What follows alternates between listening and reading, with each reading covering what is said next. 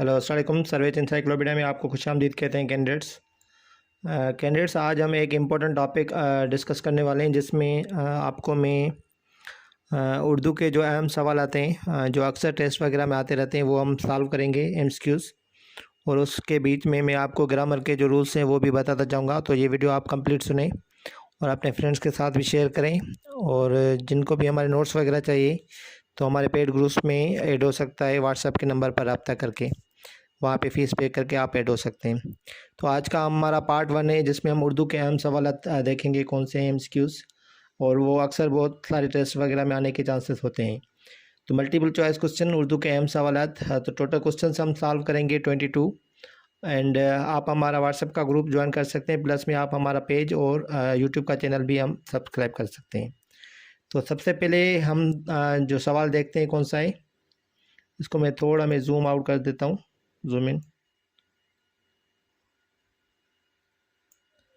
देखिए सबसे पहला सवाल है लफ्ज़ उर्दू की लघवी माना क्या है।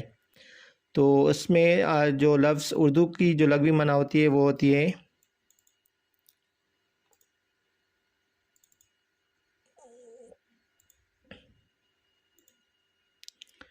है लश्कर। ठीक है, उर्दू लफ्ज़ की माना होती है लश्कर। तो आप इस पर क्लिक करेंगे।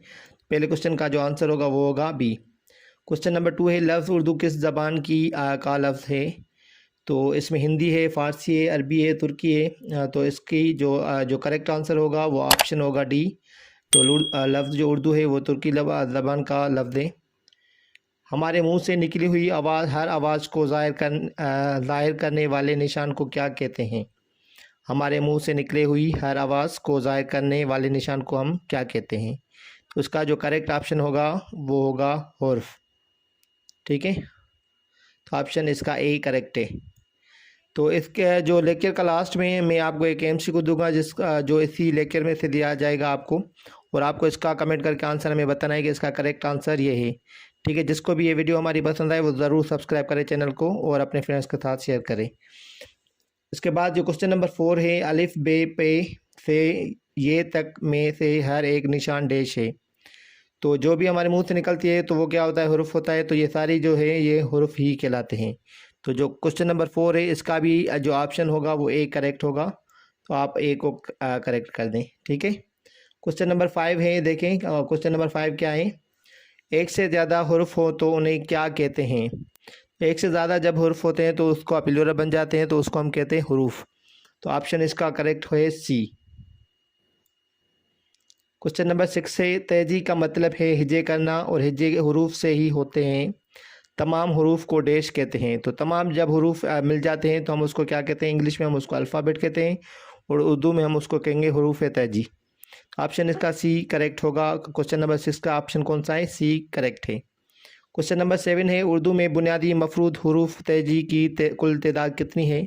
तो उर्दू में जो बुनियादी मुफरद हरूफ हैं वो 37 है। टोटल कितने हैं, 37 मुफरद। उसके बाद क्वेश्चन नंबर 8 है कि उर्दू में मुरक्कब हरूफ तेजी की तादाद कितनी है। इसका जो ऑप्शन करेक्ट होगा वो ऑप्शन होगा 15। तो ऑप्शन सी इज़ करेक्ट। ठीक है, इसके बाद क्वेश्चन नंबर 9 है। क्वेश्चन नंबर 9 में पूछ रहा है कि दो या दो से ज़्यादा जब हरूफ को ख़ास तरतीब से लिखने से डैश बनता है। तो हम दो या दो से ज़्यादा जब हरूफ हम मिलाकर लिखते हैं किसी खास तरतीब से तो एक चीज़ बनती है, उसको हम क्या कहते हैं, लफ्ज़ कहते हैं। वर्ड जिसको हम इंग्लिश में कहते हैं, इंग्लिश में हम उर्दू में क्या कहेंगे, लफ्ज़। तो दो या दो से ज़्यादा हरूफ जब एक ख़ास तरतीब में मिलेंगे तो ही वर्ड बनेगा या लफ्ज़ बनेगा। उस क्वेश्चन नंबर 10 है कलम, मकान, असलम, सीमा, स्कूल मज़कूरा बाला डैश की मिसालें हैं। तो देखें कलम है, मकान है, असलम है, सीमा या स्कूल। इसमें नीचे देखें अल्फाज है, मुहम्मल है, हरूफ है या कोई नहीं। तो इसका जो करेक्ट ऑप्शन होगा वो अल्फाज। देखें ये सारे अल्फाज हैं। देखिए कलम भी एक अल्फाज है, लफ्ज़ है, ये मकान भी एक लफ्ज़ है, असलम भी एक लफ्ज़ है। तो ये सारे अगर मिला ले तो हम इसको अल्फाज कहेंगे। तो इसका ऑप्शन करेक्ट होगा अल्फाज। क्वेश्चन नंबर 11 की तरफ चलते हैं। एक से ज़्यादा लफ्ज़ हों तो उन्हें क्या कहते हैं। एक से ज़्यादा जब लफ्ज़ मिल जाए तो हम उनको क्या कहेंगे, हरूफ कहेंगे, हरूफ कहेंगे या अल्फाज कहेंगे। तो इसका जो करेक्ट ऑप्शन होगा तो ऑप्शन होगा डी। एक से ज़्यादा जब लफ्ज़ मिल जाएंगे तो आप क्या बनाएंगे, अल्फाज बनाएंगे। दो हरूफों से मिलकर बनने वाले अल्फाज को क्या कहते हैं। तो जब दो हरफों वाले जो अल्फाज होंगे तो उनको हम क्या कहेंगे, दो हरफी अल्फाज। दो हरफी अल्फाज कैसे होते हैं, मैं आपको थोड़ी सी मिसाल दे देता हूँ, आगे भी हम इसको देखेंगे, दूसरी मिसालें भी लिखी हुई हैं। तो दो हरफी अल्फाज में जैसे सब लिखा होगा, तब लिखा होगा, बस, मत या कब या डर, ये देखें इन सब में क्या है, दो अल्फाज, दो क्या होते हैं, होते हैं हरूफ होते हैं, तो उनमें दो हरफी उसको अल्फाज कहते हैं। तो वो दो हरफी अल्फाज क्योंकि दो उसमें दो हरूफ होते हैं।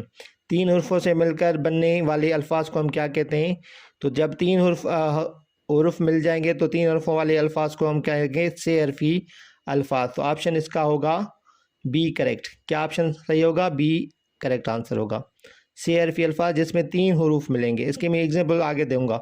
क्वेश्चन नंबर जो 14 है, चार हरफों वाले मिलकर डैश बनने वाले अल्फाज को क्या कहते हैं, तो चार हरफों वाले जो अल्फाज बनते हैं उनको हम कहते हैं चार हरफी अल्फाज। तो ऑप्शन इसका सी करेक्ट होगा। ऑप्शन नंबर क्वेश्चन नंबर है 15 है, पाँच हरफों वाले पाँच हरफों से मिलकर बनने वाले अल्फाज को क्या कहते हैं, तो उसको हम कहेंगे पंच हरफी अल्फाज। ऑप्शन इसका डी करेक्ट होगा। तो ये 15 क्वेश्चन हो गए। ये कुछ मिसालें आप देख लें। दो हरफी जैसे अल्फाज रहते हैं, जैसे सी से बे तो सब हो गया, ते पे तो तप हो गया, बे से तो बस हो गया। ऐसे देखें इसमें तीन हरूफ है तो बात हो गए, तो ये से हरफी तीन हरूफ से मिलकर ये चार हरफी हैं और ये पांच हरफी। देखें इसमें पांच हरूफ है, ये मिलकर कहानी बनाते हैं, ये कायदा बनाते हैं, ये सरखा बनाते हैं, ये लड़का, ये तारे, ये चार हरफी अल्फाज, ये सारे इनकी मिसालें आप नोट कर लें। चार अगर हरूफ होंगे तो चार हरफी, और पाँच होंगे तो पंज हरफी, और तीन हरूफ होंगे तो से हरफी, और अगर दो हरूफ होंगे तो दो हरफी अल्फाज हम उनको कहेंगे। क्वेश्चन नंबर 16 की तरफ चलते हैं। 16 क्वेश्चन में पूछ रहा है कि लफ्ज़ का लघवी माना क्या है, तो मुंह से निकालना, उसकी जो करेक्ट मीनिंग होती है मुंह से निकालना होती है। लफ्ज़ का लघवी माना होती है मुंह से निकालना। लफ्ज़ की अक़साम कितनी है, तो लफ्ज़ की जो टोटल अक़साम होती है वो दो होती है। वो दो कौन सी होती हैं वो हम अगली क्वेश्चंस में हम पढ़ेंगे। तो लफ्ज़ की जो मिसालें अक़साम होती है वो दो होती हैं। लफ्ज़ की अक़साम कौन सी हैं, देखें इसमें आपको क्वेश्चन पूछ रहा है कि कौन सी वो अक़साम है जो लफ्ज़ की हैं दो, कलमा और जुमला, कलमा मुअम्मल, मोमल और जुमला, या इस्म और फ़इल। तो जो लफ्ज़ की जो दो अक़साम है वो कलमा और मोमल है। कलमा और मोमल क्या होता है वो हम अगले क्वेश्चंस में देखेंगे, ठीक है। क्वेश्चन नंबर 18 का जो करेक्ट ऑप्शन होगा वो कलमा और मोमल होगा। किसी को भी अगर हमारे पेड ग्रुप्स के नोट्स चाहिए तो हमारे पेड ग्रुप्स में ऐड हो सकते हैं व्हाट्सएप के नंबर पर रब्ता करके, जहाँ पे आप फीस पे करेंगे और आपको ग्रुप्स में ऐड कर दिया जाएगा और आप वहाँ से हमारे नोट्स हासिल कर सकते हैं।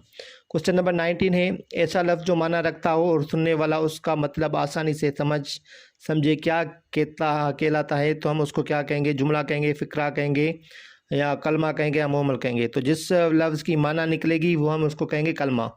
लफ्ज़ की दो किस्में अक़साम में, एक कलमा एक मोमल। तो जिसकी माना निकले वो हम कलमा कहेंगे, जिसकी माना ना निकले उसको हम क्या कहते हैं वो हम देखते हैं। तो क्वेश्चन नंबर 20 है, ऐसा लफ्ज़ जो ना माना रखता हो और ना सुनने वाला उसका मतलब आसानी से समझे क्या कहलाता है, उसको हम क्या कहेंगे। तो जिसकी माने अगर नहीं निकलती तो उसको हम कहेंगे मोहमल। तो ऑप्शन सी इसका करेक्ट है। एक हो गया कलमा जिसकी माने निकले और जिसकी माने नहीं निकल रही तो उसको हम कहेंगे मोहमल। एग्जाम्पल हम देखते हैं, इसमें क्वेश्चन भी दिया गया है, बात, पानी, खाना, असलम, झूठ। देखें ये सारे अल्फाज हैं, इन सारे अगर किसी भी जुमले में ये इस्तेमाल होंगे तो आप इनका मतलब समझ पाएंगे। बात है, पानी है, खाना है, असलम है, झूठ है। तो ऊपर दिए गए सारे जो अल्फाज हैं वो क्या कहलाते हैं, ठीक है। क्योंकि हम इनकी माने समझ जाते हैं तो इसको हम कहेंगे कलमा। सही है। अगला क्वेश्चन बहुत अहम, वो आप नोट करना, और इसी से रिलेटेड एक आपको एमसीक्यू भी दिया गया है, वो आप सॉल्व करेंगे लास्ट में आप अपनी तरफ से, उसका कमेंट में आंसर ज़रूर आप बताएंगे। क्वेश्चन नंबर 22 है कि बातचीत, पानी वानी, खाना वाना, झूठ मूठ वगैरह, ऊपर की मिसालों में चीत, वानी, वाना और मूठ वगैरह क्या है। देखें ये बात, पानी की तो आप मतलब समझते हैं, वानी का आपको मतलब नहीं आ रहा, खाना का आपको मतलब आ रहा है, वाना का आपको मतलब नहीं आ रहा, झूठ का आपको मतलब आ रहा होगा जिस भी जुमले में होगा, और मूड का आपको मतलब नहीं आ रहा। तो ऐसे अल्फाज जिसकी कोई भी माने नहीं निकलती हो, ये जस्ट आपको किसी वर्ड से साथ मिलाए जाते हैं, तो जिसकी वर्ड की कोई भी मीनिंग नहीं निकलेगी वो होंगे मोमल। क्या होंगे, मोमल की मिसालें, जैसे चीत की कोई माना नहीं है, वानी की कोई माना नहीं है, वाना का कोई माना नहीं है, और मूड की कोई भी माने नहीं है। तो ये सारे देखें, सारे जो भी वर्ड्स हैं, वानी, वाना, झूठ, झूठ नहीं, मूठ वगैरह, ये सारे क्या हैं, ये मोमल है। इसको आप ऑप्शन करेक्ट करेंगे सी। 22 की जो करेक्ट ऑप्शन है वो सी होगा। और दूसरी मिसाल आप देखें, रोटी धोटी खा लें, तो रोटी का तो आप मतलब समझ सकते हैं, लेकिन धोटी का आपको मतलब नहीं आ रहा। तो जो धोटी होगी वो आपको क्या है, वो मोहमल है। बाकी जो 3 लफ्ज़ हैं वो कलमा है। पानी पी लें, ये आपको इसका मतलब समझ आ रहा है, लेकिन वानी ये मोहमल है क्योंकि इसका कोई भी मतलब नहीं निकल रहा। तुम टाल मटोल मत करो, ठीक है। टाल मटोल, टाल की तो मीनिंग आपको आती है, इसमें मटोल मोहमल है। क्या मोहमल है? मटोल। हमने खूब खाना वाना खाया, खाना का आपको पता है, खाया भी आपको मीनिंग पता है, खूब का मीनिंग पता है, लेकिन वाना की आपको मीनिंग पता नहीं है, तो ये क्या हो गया? ये मोहमल हो गया। आज अहमद और असलम ने बातचीत की, बात की आपको मीनिंग पता है, आज अहमद और असलम, ये सारे जो वर्ड्स हैं या अल्फाज हैं आपको उसकी मीनिंग आ रही है, तो ये सारे कलमे हैं। और बाकी जो ये है चीत, इसकी आपको मीनिंग नहीं पता, तो ये मोहमल होगा। तो ये सारे 22 क्वेश्चन से मैं थोड़ा नीचे साइज़ इसकी कम कर देता हूँ, आप नोट कर लें। फिर भी अगेन ये सारे क्वेश्चन हमने आज किए हैं 22 क्वेश्चन से, और इसके अलावा भी हम क्वेश्चंस करेंगे जो कि अगले लेक्चर्स में हम करेंगे, ठीक है। तो आप मेरे चैनल सर्वेच एनसाइक्लोपीडिया को ज़रूर सब्सक्राइब करें, और जो पेड ग्रुप्स में जिसको भी उर्दू के ग्रामर के नोट्स चाहिए या किसी और सब्जेक्ट के नोट्स चाहिए, तो हमारे ग्रुप्स में वो शामिल होकर हमारे नोट्स हासिल कर सकते हैं, ठीक है। तो हम अपने क्वेश्चन की तरफ चलते हैं। आज के क्वेश्चन है, देखिए क्वेश्चन नोट कर लें आप सब। तो क्वेश्चन है कि अहमद झूठ मूठ रोया। इसमें आपको मोहम्मल बताना है कि कौन सा है। मोहम्मल अहमद है, झूठ है, मूठ है या रोया है। ये आपको मैं लेक्चर में पहले ही बता के आया हूँ कि जिसकी मीनिंग नहीं निकलेगी हम उसको मोहम्मल करते हैं। तो आपको इस जुमले में आपको बताना है कि अहमद झूठ मूठ रोया में मोहम्मल कौन सा है। इसका आप कमेंट करके आंसर बताएं, और उसके बाद आपको हमारे चैनल सर्वेच एनसाइक्लोपीडिया ज़रूर सब्सक्राइब करें। और मेरा फेसबुक का पेज भी है, वहाँ पे भी आप तैयारी कर सकते हैं। और जिसको भी हमारे पेड ग्रुप्स के नोट्स चाहिए, तो हमारे दिए गए व्हाट्सएप के नंबर पर रब्ता करके हमसे नोट्स वगैरह ले सकता है। आप अपना ख्याल रखिएगा। शुक्रिया। अल्लाह हाफ़िज़।